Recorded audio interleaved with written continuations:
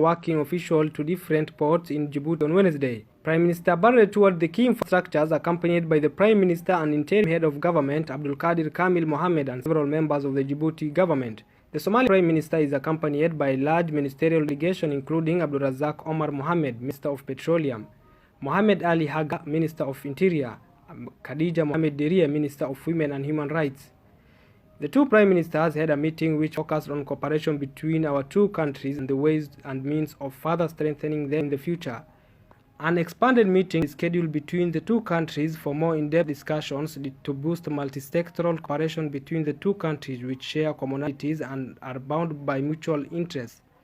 During his visit, the Somali Premier will also have talks with the highest authorities in Djibouti. The Somali Prime Minister's delegation will also visit the country's main infrastructures, including the Regional Observations and Environmental Research Center.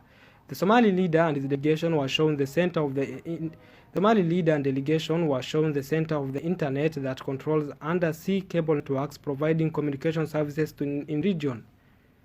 Prime Minister Hamza praised the administration for the continuous development in Djibouti communication. Undersea cables are the invisible force driving the modern internet, which many in the recent years being funded by internet giants such as Facebook, Google, Microsoft and Amazon. A high level of solidarity, supreme guarantee of fraternity between the two countries, reflects the voluntary commitment of the Republic of Djibouti in the pacification and security of the federal government of Somalia. The trip by Somalia's new Prime Minister will serve as a platform assigned to the two countries to reiterate the commitment to the preservation and promotion of the privileged ties that the two nations maintain.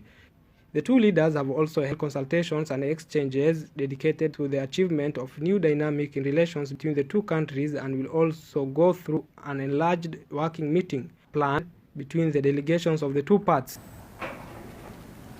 UN spokesperson has said that the resident and humanitarian coordinator in Ukraine, Denise Brown, who visited Zaporizhia, that it has been targeted several times in recent weeks with missiles